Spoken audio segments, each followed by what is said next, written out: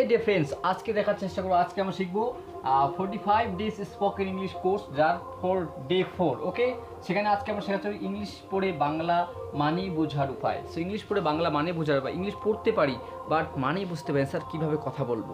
তাহলে চিন্তার কোনো কারণ নেই, আজকে ক্লাসটা দেখো, মানে তুমি বুঝতে শিখে যাবে। বাট এরপরে মনে রাখবি, আমরা আগের দিনে যেখানে শিখেছি সেখান থেকে শুরু করব। এই টপিকটাকে বুঝে নিই, তারপরে আমরা আবার সেখান থেকে শুরু করে আবারও চলে যাবো এই ক্লাসটার মধ্যে। আবারও সেখান থেকেই শুরু করবো যেখানে সেরে আসছি আগের দিন। ওকে, তো যেখানে সেরে আসবো সেখান থেকে আবারও শুরু করবো। আর তার জন্য কী করতে হবে, প্রত্যেকটা ক্লাসের প্রত্যেকটা লিঙ্ক আছে, তাহলে তোমাকে কী করতে হবে, প্রত্যেকটা ক্লাসই দেখতে হবে। ডে 1 দেখো, ডে 2 দেখো, ডে 3, ডে 4, এভাবে ডে 45 পর্যন্ত দেখতে থাকো। ওকে, তো চলো আজকে আমরা বোঝার চেষ্টা করবো যে বাংলা মানে ইংলিশ পড়ে বাংলা মানে বুঝবো কীভাবে। সো এখানে অনেকের আমাদের ডাউট হয়। ওকে, সো চলো আমরা একটু আজকে ক্লিয়ার করে নেবো ছোট্ট ছোট্ট উদাহরণের মাধ্যমে। দেখো, প্রথমে একটা উদাহরণ দিচ্ছি, সেটা হচ্ছে যে আই ইট রাইস। এর আগের দিনে বলেছিলাম সাবজেক্ট লাগে আমাদের একটা, এস ফর সাবজেক্ট, এস লিখলে বুঝবে সাবজেক্ট, এখানে ভি মানে ভার, আবার ও মানে অবজেক্ট। এটা তো আমরা জানি। সো এটা রুলস আমি পড়েছিলাম, সাবজেক্ট ভার্ব অবজেক্ট। সেটা নিয়ে কথা বলবো। দেখো কীভাবে ক্লিয়ার করি আমরা, মানে কীভাবে বুঝবো স্যার। তাহলে এটা তো আমরা জানি, মানে কীভাবে বুঝবো যে আই ইট রাইস, এটা মানে আমি ভাত খাই। এটা মানে কি হলো, আমি, ওকে, এটা কি মানে হলো, আমি ভাত খাই, রাইট। এটার মানে হলো আমি ভাত খাই। বাট ইংরেজিতে কেন উলটপালট করে লেখা আছে স্যার? ভাত মানে তো রাইস, তাহলে আগের কথাটা মানে পরের যে কথাটা রাইস, এই রাইসটা সবার শেষে লেখা আছে, সেই কথাটা এখানে কেন আগে চলে আসলো? আবার ইট মানে খাওয়া, খাওয়া কথাটা কেন পরে চলে গেল? রাইট, এটাই তো কথা। তাহলে এবার থেকে যখনই ইংলিশ বই পড়বে, প্রথমে যে একটা সাবজেক্ট ভার্ব অবজেক্ট থাকে, যে আই ইট রাইস, তার মানে ধরে নেবে আমি, পরে কথাটা আগে বলবে আমি ভাত খাই। আমি ভাত, আগে এখান থেকে এখানে চলে যাবে, আমি এখানে চলে যাবে, আবার এখান থেকে ফিরে এখানে আসবে, আমি ভাত খাই, আমি ভাত খাই। বুঝতে পারলে কথাটা কী হলো? তাহলে অল্টারনেট হয়ে গেল, মানে এই মানে ইংরেজি কথার এই শেষের মানেটা মাঝখানে চলে আসলো, আর মাঝখানের মানেটা শেষে চলে গেল। তাহলে সব মিলে হলো আমি ভাত খাই। তাহলে এরকমও তো হতে পারতো যে I eat rice. Okay, I eat rice, তাহলে আই মানে আমি সোজা সোজা লিখতে পারতাম, সোজা সোজা বলতে পারতো ইংরেজি। তাহলে আই মানে আমি, রাইট, আই মানে আমি, আমি। আবার ইট মানে খাওয়া, আমি খাওয়া, রাইস মানে হচ্ছে ভাত, তাহলে আমি খাওয়া ভাত। এবার খাই মানে যদি ধরি আমরা রাইসকে যদি মানে ইট মানে যেটা খাই ধরি, তাহলে আমি খাওয়া ভাত। বাংলায় কোনোদিন বলেছো আমি খাওয়া ভাত? মানে আমি খাওয়া ভাত মানে কি, আমি যেগুলো ভাত খেয়েছি ওগুলো তো ছুয়া, মানে কী বল, যেগুলোকে মানে একদম কী বলে যে এটো হয়ে গেলো আমার এটোগুলো তুমি খাবে না, এরকম তো বলি না। আমি খাওয়া ভাত, আমি খাওয়া ভাত, ওগুলো পড়ে আছে, তুমি নিজে বলি আমি ভাত খাই, ভাত আমাকে খায় না, ভাত আমি খাই। তাহলে এরকম যদি সোজা সোজা থাকতো, সবাই ইংরেজি পারতো। ছোটো একটা বাচ্চাকে শিখিয়ে দিতাম যে আই মানে আমি না ভাবে, ইট মানে খাওয়া অথবা খাই লাগাবে, আবার রাইস মানে ভাত না হবে, তাহলে সোজা সোজা সবাই ইংলিশ পারতো, সবাই ইংলিশে মাস্টার হয়ে যেত, সবাই পারতো। তাহলে এটুকুই ডিফারেন্ট। কী বললাম, কীরকম হয়, যখন আজকে থেকে বই পড়বে, বই পড়ার সময় বা ইংরেজি স্পোকেনের যে কথাগুলো দেখবে, প্রথমে সাবজেক্টটা নেবে আই, তো আমি থেকে গেলো আমি, এটা বলবে, প্রথমে বললো আমি, আইয়ের সঙ্গে সঙ্গে সোজা বললে আমি, এটা বলে দিবে সোজা সোজা, আমি হয়ে গেল। কিন্তু এই কথা তারা পরে বলবে, মানে এই যে এখানে বোঝালাম যে এখানে আই আমি, আবার এখানে চলে যাবে, এটার বাংলা করবে, যেটার বাংলা মানে কি, রাইস মানে কি ভাত, আমি ভাত, আমি ভাত, এবার খাই কথাটা পরে চলবে, খাই। আমি ভাত কথাটাকে আগে নিয়ে আসবে, মানে অবজেক্টটাকে আগে নিয়ে আসবে, তারপরে সাবজেক্টটাকে নিয়ে যাবে। বুঝতে পারলে? তাহলে কি বললাম, যে আই মানে আমিটাকে প্রথমে মানে ধরে নেবে, আই মানে আমি, আবার এটা আবার বলবে যে আমি, তারপরে কি, রাইস মানে ভাত, আমি ভাত, তারপরে খাই, ইট মানে খাওয়া অথবা খাই, তাহলে খাই, আমি ভাত খাই। বুঝতে পারলে? তাহলে এবার খায় কেন হচ্ছে স্যার? এগুলোর জন্য কি আলাদা আলাদা ইংলিশ আছে? নো, কোনোটাও নেই। কারণ দেখো, আমি বলছি আমি ভাত খাই, আমি যদি বলতে চাই যে সে ভাত খাই, তাহলে কি হবে, আমাকে বলতে হবে সে ভাত খায়, এ কথাটা বলতে হবে না? সে ভাত খায়, আমি ভাত খাই, সে খাই, এরকম বলতে পারো না। বাংলায় তো কোনদিন বলে সে ভাত খাই বলি, সে ভাত খাবে অথবা সে ভাত খায়, রাইট, এরকম বলবো। সে ভাত খাই তো বলতে পারবো না, রাইট? আমি ভাত খাই, রাইট? তাহলে বুঝতে পারলে তাহলে কি হলো, তাহলে মানেটা জাস্ট অল্টারনেট করে ধরবে। আমিটা প্রথমে বলবে, তারপরে রাইস, মানে তারপরে শেষের কথাটা, তারপরে পরের কথাটা, মানে এটা কথা প্রথমে এটার মানে বের করবে, তারপরে এটার মানে বের করবে, তারপরে লাস্টে এটার মানে, তাহলে বাড়বে আমি ভাত খাই। বুঝতে পারছো অবশ্যই, রাইট? তাহলে এভাবেই মানে ধরতে হয়। এবার স্যার যদি সেন্টেন্সটা বড় হয় অথবা লম্বা সেন্টেন্স, মানে লাইনটা যদি অনেকটা বড় হয়, তাহলে কীভাবে ধরবো? চলো তাহলে এবার আসছি আমি।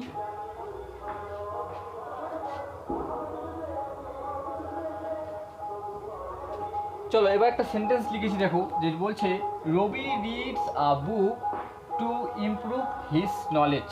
এখানে আমরা চারটা জিনিস শেখার চেষ্টা করবো। এই চারটা জিনিস জানলেই তুমি বড় থেকে বড় সেন্টেন্সগুলোর বাংলা মানে করতে পারবে। কীরকম স্যার?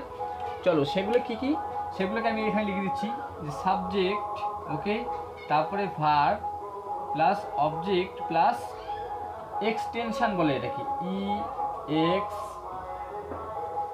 EXTEN, টেনশন, এক্স মানেই টেনশন, ওকে, এটা মনে রাখবে, এক্সটেনশন।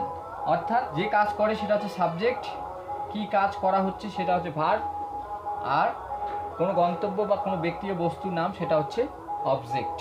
আবার এক্সটেনশন মানে একটা বাক্যের বাকি অংশ, অর্থাৎ শেষের অংশটা। এবার চলো এটা দিয়ে ইমপ্রুভ হবে এটা। চলো এটা দেখার চেষ্টা করবো। এবার কি বলছি, যে রবি রিডস, কে পড়ে? রবি পড়ে। তাহলে রবিটা হচ্ছে এখানে সাবজেক্ট, রবিটা হচ্ছে এখানে, তাহলে রবিটা কি? সাবজেক্ট। রবি কি করে? রবি কাজটা করে। তাহলে কে কাজটা করে? রবি করে। রিডস, রবি কি করে? রিড করে। এটা হচ্ছে কি কাজ করা হচ্ছে? পড়া হচ্ছে, তাহলে ভার্ব এটা। আর এবার বাকি এবার তাহলে আমাদের কি থাকলো? অবজেক্ট। এ বুক, মানে একটা বুক পড়ে, তাহলে এটা হচ্ছে অবজেক্ট। বুঝতে পারলে? এটা হচ্ছে অবজেক্ট। এবার টু ইমপ্রুভ হিজ নলেজ, এটা হচ্ছে কি? তাহলে এক্সটেনশন। চলো এবার বোঝার চেষ্টা করি। এক্স কি বলছি? এক্সটেনশন, এক্সটেন, ওকে, এক্সটেনশন, এক্সটেনশন। বুঝতে পারলে? এক্সটেনশন। এবার বোঝার চেষ্টা করি স্যার বাংলা মানে ধরবো, আমরা বাংলা মানে শিখছি। তো এবার তো বুঝে গেলাম এটা সাবজেক্ট, এটা ভার্ব, এটা অবজেক্ট, আর এটা বাকিটা পুরোটাই কি? এক্সটেনশন, অর্থাৎ একটা বাক্যের বাকি অংশ। এবার বোঝার চেষ্টা করি আমরা যে স্যার বাংলা মানে কীভাবে ধরবো। এবার বাংলা মানে সর্বপ্রথম রবি রিডস, কে পড়ে? রবি পড়ে। রবি পড়ে এ বুক, রবি একটি বই পড়ে। রবি কী করে? রবি প্রথমে লিখবে, রবি লিখলে রবি, ওকে, এর মানে করলাম, যেমন আইয়ের মানে করলাম আমি ভাত খাইয়ের জায়গায়, আইয়ের জায়গায় আমি করলাম, সেক্ষেত্রে রবির জায়গায় রবি থাকবে প্রথমে, এটা সাবজেক্ট ওভাবে থেকে যাবে। কিন্তু এই যে রিডস, এটা হচ্ছে ভার্ব, তাহলে অবজেক্টটাকে আমাদের নিয়ে যেতে আগে, মানে এই কথাটাকে আগে এখানে বাংলা লিখতে হবে, আবার এই কথাটাকে পরে এখানে গিয়ে লিখতে হবে। বুঝতে পারছো? তাহলে কীরকম হবে, যে রিডস, রবি রিডস আ বুক, রবি কী করে? রবি একটি বই পড়ে। রবি একটি, একটি এ বুক বলছে, একটি বই, বুকের বাংলা কি? বই। রবি একটি বই, রবি একটি বই। এবার কি করে? রিডস মানে পড়ে। রবি একটি বই কি করে? পড়ে, ওকে।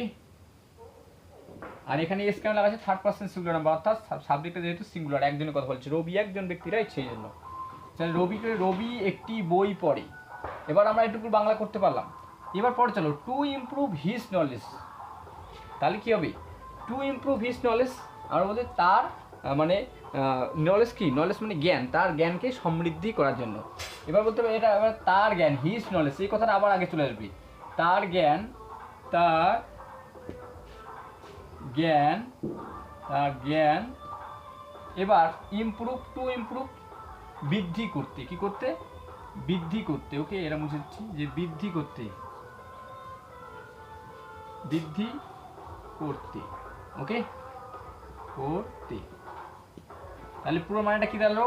রবি একটি বই পড়ে তার জ্ঞান বৃদ্ধি করতে, রাইট? তাহলে কি হলো?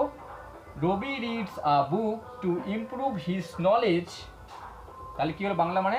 রবি একটি বই পড়ে তার, হিজ মানে হচ্ছে তার, ওকে, একটা ছেলের জন্য আমরা হিজ ব্যবহার করি, আর মেয়ের জন্য মেয়ে যদি হতে চায় তাহলে এটা হার ব্যবহার করতাম এটা, রাইট? বুঝতে পারছো? এটুকু তো বলে দিলাম যাতে তোমাদের সহজ সহজ সহজ লাগে, সহজা হয় এই জিনিসটা তোমার কাছে। তাহলে কি বুঝতে পারলে এবার? তাহলে হিজ নলেজ মানে এই কথাটাও আগে চলে গেল, তারপরে এই কথাটা পরে চলে আসলো।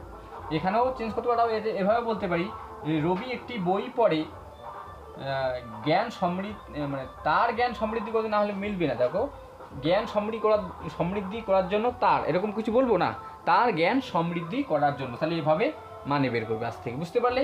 তো আশা করি বুঝতে পেরেছো। তাহলে কি বললাম, সাবজেক্ট মানে যে কাজ করে সেটা হচ্ছে সাবজেক্ট, আর যে কাজটা করা হচ্ছে কি কাজ সেটা হচ্ছে ভার্ব, আর যেটা শেষে তার মানে অবজেক্ট, অর্থাৎ কোনো ব্যক্তি বা বস্তুর নামে যে বস্তু, বই একটা কি বস্তু, তারপরে এটা হচ্ছে অবজেক্ট তার জন্য, আর এটা বাকি যে অংশটা থেকে গেল সেটা হচ্ছে এক্সটেনশন। এটাই হচ্ছে কি বাকি অংশ যেটাকে বলতে পারি আমরা। ওকে, বাকি অংশ, রাইট। চলো আমরা বুঝে গেলাম। চলো আজকে আমরা আবার তাহলে সেখানে ফিরে যাই যেখানে আমরা স্পোকেন ইংলিশের কি স্ট্রাকচার ছেড়েছিলাম, সেই স্ট্রাকচার চলে এই মানেগুলো বোঝার চেষ্টা করলে। এবার চলো পরেরটায়, এবার আমরা চলে যাব আগের দিনের ক্লাসে। ওকে, আগের দিন কোথায় ছেড়েছিলাম সেখানে ধরবো। আগের দিন আমরা ছেড়েছিলাম কোথায়, আমরা আলোচনা করেছিলাম উইল, মোডাল ভার্ব উইল নিয়ে। যদি কেউ দেখে না থাকো অবশ্যই আগের ক্লাসটা দেখবে, তাহলেই কিন্তু কী হবে তুমি বুঝতে পারবে। দেখো প্রথমে সেই স্ট্রাকচারটা এরকম ছিল, কীরকম ছিল, প্রথমে একটা উইল ছিল, তারপরে কী ছিল, প্লাস সাবজেক্ট ছিল, প্লাস আমাদের কী ছিল, V1 plus object plus question mark. এইটুকু আমরা কিন্তু করেছিলাম। এখানে প্রশ্নের উত্তর দেওয়াও শিখেছিলাম, রাইট। প্রশ্নের উত্তর দেওয়া কিন্তু শিখেছিলাম। কি ছিল আমাদের, প্রথমে উইল ছিল, সাবজেক্ট ছিল, V1 ছিল, অবজেক্ট কোশ্চেন মার্ক, এরকম ছিল। বাট আজকে আমরা একটু চেঞ্জ করব। সেটা কি, মানে উইল তো আসেই, সাবজেক্টে নিলাম, V1 নিলাম, অবজেক্ট নেবো, আবার কোশ্চেন মার্কটাও নেব। তাহলে সাবজেক্ট মানে উইলটা নেব প্রথমে, সরি উইলটা প্রথমে নেব, প্রথমে উইল নেব, তারপরে সাবজেক্ট, উইল নেব, সাবজেক্ট, তারপরে V1 প্লাস অবজেক্ট, ওকে, প্লাস কোশ্চেন মার্ক। তার আগে আমরা এবার চলে যাব কি নেব, তার আগে আমরা নেব এবার WH ওয়ার্ড। WH word. এবার তোমাদের মধ্যে অনেকেই প্রশ্ন, sir what is WH word. So এই ক্লাসটা করার আগে, বিফোর এই যে ক্লাসটা, তার আগে আমরা কি করে নেব, তার আগে আমরা WH ওয়ার্ড সম্পর্কে একটু জানার চেষ্টা করব, তারপরে আমরা স্ট্রাকচারটা নিয়ে কথা বলবো। ওকে, WH ওয়ার্ড কি, সো W আর H দিয়ে শুরু, কি বলছি, W অথবা H দিয়ে শুরু হবে যে ওয়ার্ডগুলো, সেগুলোকে বলি আমরা WH ওয়ার্ড। শর্টে বোঝাচ্ছি, আমরা WH ফ্যামিলি নিয়ে একটা পুরো ক্লাস করব, বাট দেখার চেষ্টা করো। সেটা হচ্ছে যে যেমন হোয়াট, এবার হোয়াট মানে হচ্ছে কি, হোয়াট মানে কি, রাইট, অথবা কোশ্চেন মার্কাটা, রাইট। হোয়াট মানে হচ্ছে কি, কয় দেখি, রাইট, হোয়াট মানে কি। তেমনভাবে হাউ, কি দিয়ে শুরু হচ্ছে ওয়ার্ডগুলো দেখো তো, হাউ মানে হচ্ছে কিভাবে, কিভাবে, রাইট, কিভাবে। এটা W দিয়ে শুরু হলো, এটা H দিয়ে শুরু, এগুলোকে বলে WH ওয়ার্ড, রাইট। ওকে, এগুলোকে বলে WH ওয়ার্ড। তারপরে হোয়ার, WHEI, হোয়ার মানে হচ্ছে কোথায়, ওকে, কোথায়, সবগুলো শেষে কোশ্চেন মার্ক, বুঝতে পারলে। হোয়েন, হোয়েন মানে হচ্ছে কখন, হোয়েন মানে হচ্ছে কখন, হোয়েন মানে কখন অথবা কবে, দুটোই হয়। সো ওগুলা পরবর্তী সময় ক্লিয়ার হবে। ওকে, তারপরে কি আছে আমাদের, হু, হু মানে হচ্ছে কে, যেগুলো স্পোকেন ইংলিশে লাগবে সেগুলো নিয়ে কথা বলবো। ওকে, হু মানে হচ্ছে কে। তারপরে কি হতে পারে, হুস, হুস মানে হচ্ছে কার, এই বইটা কার, এইটা কার, ওইটা কার, তখন কিন্তু আমাদের এই হুস লাগবে। ওকে, হুস, হুস মানে হচ্ছে কার, মানে কার বাড়ি, কার কলম, কার খাতা, কার বই, এরকম সেন্টেন্সে আমাদের এগুলো লাগবে, রাইট। ওকে, তারপরে আর কি হতে পারে, হোয়াট, হোয়ে, how, where, when, who, which. এবার বলতে পারি হুইচ, হুইচ মানে হচ্ছে কোনটি, কোনটি। এবার আমরা বলতে পারি হোয়াই, WHY, হোয়াই মানে হচ্ছে কেন, হোয়াই মানে হচ্ছে কেন। সাবাতো এই কয়টুকুই মনে রাখো। তাহলে এই WH ওয়ার্ডগুলো কী করে, প্রত্যেকটাই কিন্তু নোট করতে থাকো বন্ধুরা। যদি নোট করো তাহলে কিন্তু তুমি পারবে, রাইট। নাহলে একটা সময় শুধু দেখে যাবে তাহলে কিন্তু হবে না, খাতায় বসে বসে লিখো ওগুলো, বুঝতে পারলে। এবার চলে যাই আমরা WH ওয়ার্ড। তাহলে কখন, কোথায়, কেন, কিভাবে, তার জন্য আমরা WH ওয়ার্ডগুলোকে লাগাই। এগুলোর তো মানে হচ্ছে এরকম যে হোয়াট মানে কি, হাউ মানে কিভাবে, হোয়ার, এখানে ই হবে, রাইট, কি হবে, ই হবে। হোয়ার মানে হচ্ছে কোথায়, তুমি কোথায় যাবে, তাহলে হোয়ার উইল ইউ গো। তাহলে চলো লিখে লিখে বোঝাই, এটুকু তো বুঝে গেলাম আমরা। এবার চলো আমরা WH ওয়ার্ড নিয়ে এবার সেন্টেন্স বানাবো। ওকে, WH ওয়ার্ড কি এগুলো বুঝে গেলে এবার দেখো খেলা। আমি তোমাকে বলছি হোয়াই, আমি বলছি WH ওয়ার্ড নিয়ে নিলাম একটা হোয়াই, ওয়াই উইলকে নিয়ে নিলাম সোজা সোজা অঙ্কের মতো আগের দিন বলেছিলাম ডাব্লিউ একটা ওয়ার্ড লিখবে, তারপরে উইল লিখবে, তারপর সাবজেক্ট মনে করো ইউ নিয়ে নিলাম, ওয়াই উইল ইউ, V1 হিসেবে why will you go, why will you go, আবার অবজেক্ট হিসেবে আমি বলছি there, why will you go there, আর কোশ্চেন মার্ক তো কোশ্চেন মার্ক দিয়ে দিলাম, রাইট? তাহলে কী হলো, এটা সোজা এটা নামালাম, সাবজেক্ট নামালাম, V1 নামালাম, অবজেক্ট নামালাম, কোশ্চেন মার্ক দিয়ে দিলাম। তাহলে প্রত্যেকটা অঙ্কের মতো সূত্র ধরে নামাইলাম, দেখো ওয়াই নামাইলাম, উইল নামাইলাম, ইউ নামাইলাম, V1 নামাইলাম, ও লাগাইলাম অবজেক্ট। এবার এগুলো মানে যদি কেউ না জেনে থাকো ক্লাসটা প্রথম দেখছো, তাহলে প্রথমে আগের ক্লাসগুলি দেখো, অবশ্যই ক্লিয়ার হয়ে যাও। একদম ছোটো ছোটো ছোটো বাচ্চারাও পারবে, রাইট? ছোট ছোট ভাই বোনেরাও পারবে, বড় থেকে বড়, ছোট থেকে ছোট, সবাই পারবে। এবার এটা মানে গেল why will you go there, তুমি ওখানে কেন যাবে, এটা হলো কেন তুমি অথবা আপনি যদি বড় তোমার থেকে বয়স হয় তাহলে আপনি বলবে, আর যদি ছোট হয় তাহলে তুমি বলবে, তুমি কেন ওখানে ওখানে যাবে, তুমি কেন ওখানে যাবে, তুমি প্রশ্ন করি তুমি কেন ওখানে যাবে, why will you go there, why will you go there, তুমি কেন ওখানে যাবে, বুঝতে পারলে? তুমি why will you go there, তুমি কেন ওখানে যাবে।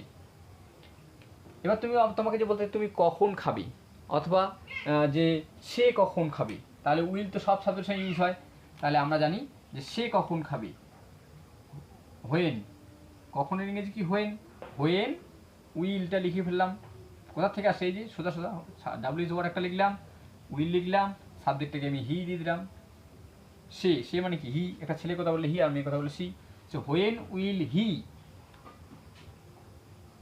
খাবে যদি বলি তাহলে eat, when we eat rice, এরকম বলি যে সে কখন ভাত খাবে। আমি প্রশ্ন করছি when will he eat rice, সে কখন ভাত খাবে, তুমি তখন বলতে পারো, রাইট? কখন বলতে ভাত খাবে, সেটাকে এক্সপ্লেন করে উত্তর দিয়ে দিতে হবে। ডাব্লিউএস ওয়ার্ড থাকলে সেখানে বর্ণনাত্মক মানে কি অনেকটা বড় করে উত্তরটা দিতে হবে। কখন খাবে তুমি সেই টাইমটা বলবে, এবং কেন খাবে না সেটা অনেক রকম প্রশ্ন হতে হবে, সেগুলোর উত্তর আমরা কিন্তু এই সিরিজের শেষেই মানে এই 45 দিনের মধ্যেই আমরা কি পরে কিন্তু এই ডাব্লিউএস ওয়ার্ড দিয়ে কোশ্চেন করলে তুমি যাতে উত্তর করতে পারো।